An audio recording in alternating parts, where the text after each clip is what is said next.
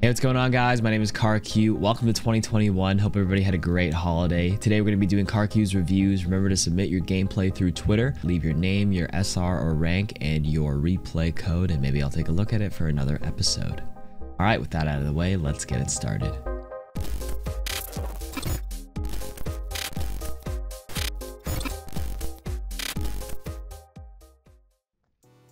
The first review of 2021 is going to be by Names Too Hard For You, submitting some Ana gameplay around mid gold, peak of high platinum. So we're going to assume this is a gold game over the holidays. Now, compositionally, this is a little bit all over the place, but based on what you're running, the goal for you is to just probably play for the Nano Blade, an occasional shot onto the Pharah if you can heal her. Obviously, your Zen should be having his orb on the Pharah most of the time, but if you have an opportunity to keep the Pharah up, you should definitely be looking for that as well. And besides healing those DPS heroes, you should be pocketing tanks just to build your nano quite quickly. Seems like your monkey and your hog are going to be taking a lot of damage. You're already one pick in, probably going to win this fight. Good shots here. That's a very cheeky sleep dart onto the soldier. A little too far for my tastes. If I were in your shoes, I probably wouldn't have shot that there. It's a pretty low percentage sleep. Probably a bit of a panic nade here, but all's well. You guys win the fight. Good shot so far. Now, the next thing that's going to happen is you're probably going to capture this. So they're not going to recontest. You should probably have your Zenyatta on the point while you push up and keep the pressure. A lot of people ask me, who should be on cart? Is it an Ana or is it a Zen?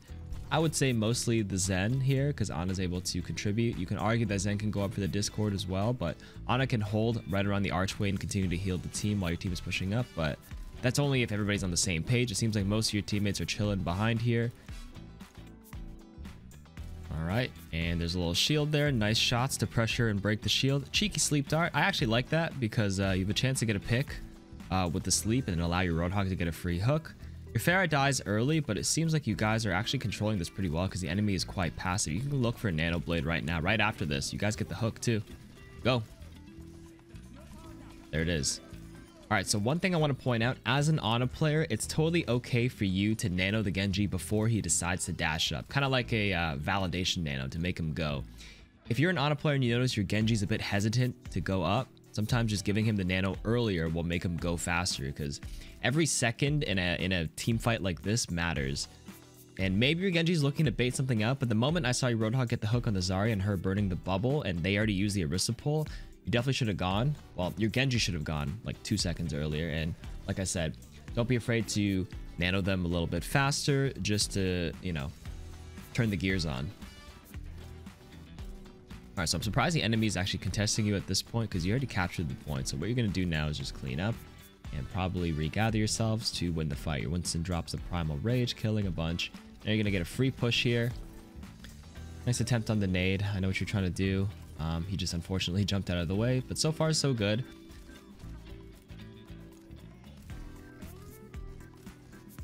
All right, in moments like this, I would probably stay on the scope, just around the corner a little bit to the left. Good nade here to keep them up through the Graviton, and an ultimate comes out. You guys are going to have to reset, but decently played so far. One thing I noticed is you do shoot a lot of unscoped shots from a distance like this. This is fine against the Winston. Oh, nice quick scopes there too. So it seems like you got all the quick scopes, fully scoped and unscoped shots down pat mechanically. I think your choice of whether to stay unscoped or scoped could use a little bit of work. And what I mean is that in distances like this is fine for the unscoped shots. But once they pass that mid-range threshold, if you can help it, try to go for the scoped or quick scope shots for that accuracy. I'll probably point out a few more examples as we play this along.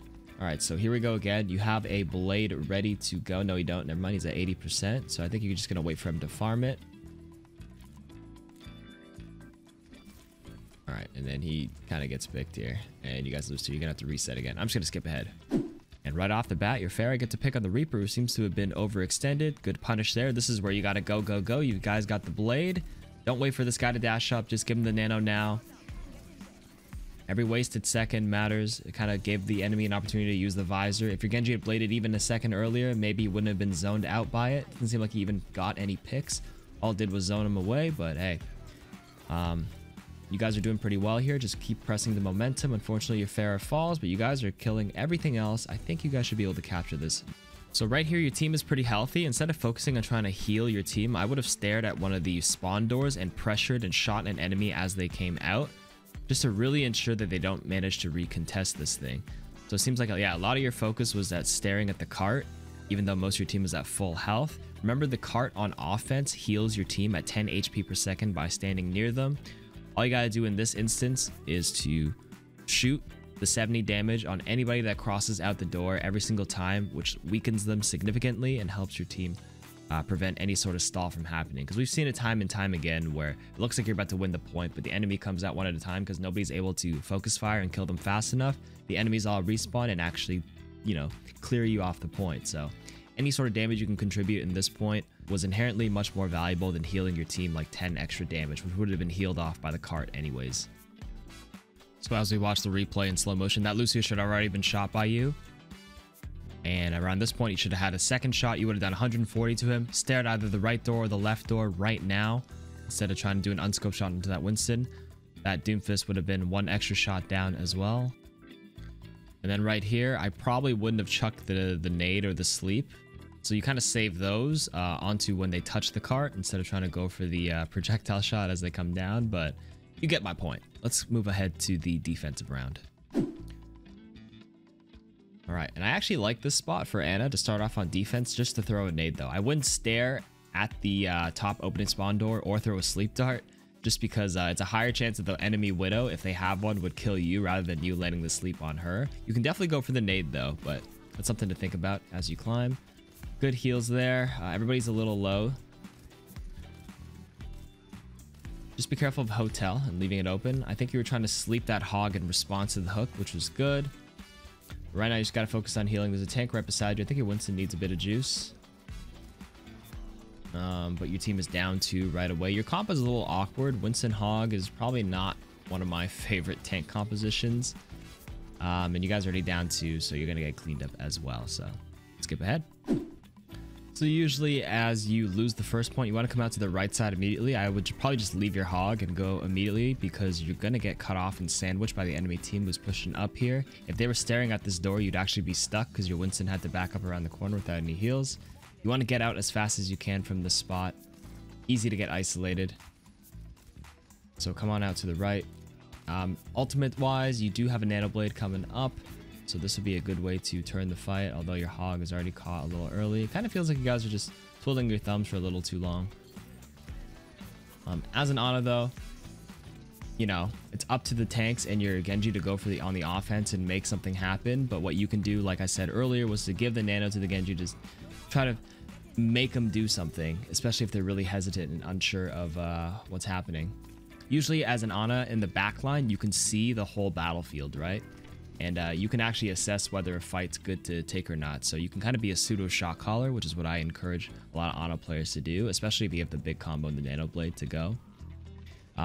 You were down 1 early, so it was a bit of an iffy fight, but because you had a lot of high value ultimates, I still think it would have been fine. Even if you lose that fight there and you burn a few ultimates, they're going to also burn 3 or 4 ultimates. Even though they push a little bit, you get to take another fight near the end of the checkpoint, which gives you guys a spawn advantage. And you know, trading some ultimates isn't inherently bad. It's only bad if you use ultimates and they use none and they still win the fight. That's actually the worst case scenario. But a very aggressive nade over there that gets one.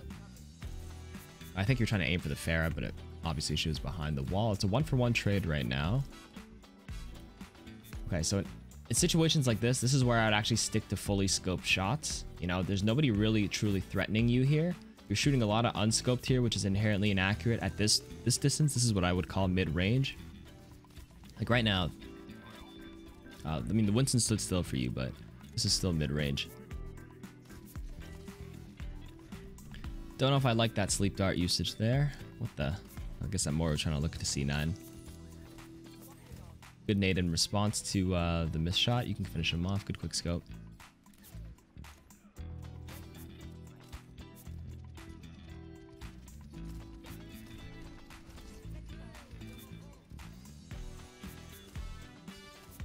All right, so if there's a target that's sleeping, you could probably just aim the nade right at him instead of trying to chuck it too far here. A lot of good kills from your team because a lot of ultimates are coming out and you guys clean up and you're going to take another fight. One thing to do at this situation is Ana, is to reposition up on the top right, not where the boiler room is, but you know, that ledge in the back where the mini is. We have to go up the ramp and up the stairs. That's one option, but if your team is taking the fight around this corner, it's fine to play here.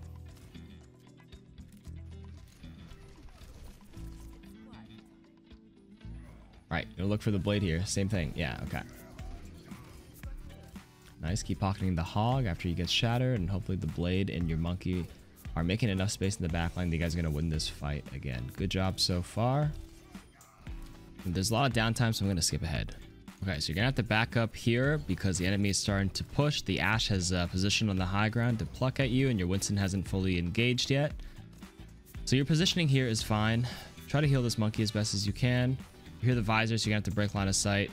Okay, so let's replay that really quickly. So you hear the visor, you want to break line of sight by taking a few steps back to the left to block that left side, and you want to shoot this Winston with scope shots, because now that you're in some cover, you take the accurate shots over the unscoped shots. But now back to the team fight. Good sleep on the Bob. Hopefully your Zen comes back and heals you. Great nade here as well. So far so good. But the Ashe is above you. She put a shot onto you. You're gonna have to duel her, or else she's gonna zone you out of the fight, and unfortunately you fall from her. All right, off the back of that previous team fight, the enemy captures the second point. You gotta do your best to hold the third. So far so good. I like how you're poking around this corner. Use that little doorway to the left here to put some shots in. Yeah, mostly at this stage of the game, heal whoever needs to be healed, but actually look to be on the offense, especially in neutral fights. Very risky nade there while the Genji was deflecting. I would probably go for the splash in that instance, just in case you don't get the timing right. It's just a safer option, but overall, so far so good. Right, you have people healed right now. This is where you should probably round the corner and just do some extra DPS. This is where you have to decide as an Ana, when do you sit and pocket a teammate and when do you go on the offense. And moments like this is where I would probably be on the aggressive and continually put the shots. Despite having your ultimate available and nano boost, putting offensive shots onto enemy adds a lot of psychological pressure to them. Genji cleans up with a huge nano blade there. Okay, let me finish my thought on the aggression part of Ana. Okay, so a lot of people would argue that you don't want to do too much damage as a support because it'll feed the enemy support charge, especially because you have your ultimate available, but they don't really take into account the psychological aspect of continual damage pressure.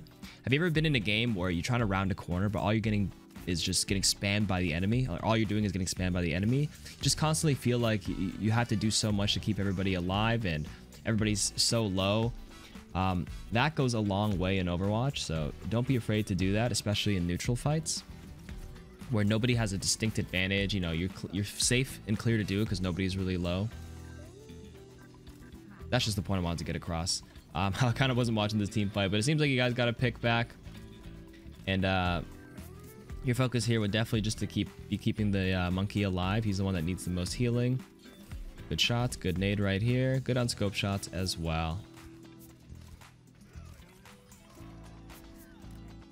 All right, clean. 30 seconds left. All right, so you have your ultimate available. So like, this is where you have to think, okay, do we go for the nano blade or the barrage? Check your ultimates. Looks like you got the nano blade available. So I know you're staring at him and waiting. Hopefully this is another one of those instances where you have to wait for him. So hopefully it's another instance where you don't have to wait for him to dash up. You just go for it. Perfect. That's what I like to see. Ooh, gotta go for that sleep there. Ooh. Okay, so they do manage to kill 2 of you guys, but you guys kill 2 of them. At this point, I would say this is actually favoring the defenders because of your respawn distances, and your monkey is primaling to stall. Now you're down an extra person. It is a 3v4, but look, your respawns are coming back. You guys should be able to swing this if all things go well. Definitely look to heal the monkey more than anything, just because he's in the thick of things. I like how you didn't look at the hog anymore because you knew he had self-heal. Good. Just stay right here and just keep the scope shots. You don't have to panic too much with the movement and the shots. So you don't have to even walk forward like this. There's a natural tendency for a lot of players in the middle of a team fight to feel like they need to be on cart, to feel like they're actively participating. But you're an Ana, you have, you know, sniper range. You're totally cool to stay in the back and just continually shoot the team. Although nothing punished you in this instance, you don't want to get in range of random things like Earth Shatter and, you know, AoE damage. Definitely just stick in the back, use your scope shots to your advantage, and participate in the fight. Overall, I would say your Ana is pretty good. Biggest things to focus on are less random sleep darts, number 1. Number 2, use your scope shots and quick scope shots more often when you're in cover. Like, put yourselves in positions where you can block line of sight of the enemy and stay safe while doing it. It'll increase your accuracy and increase your output a lot more.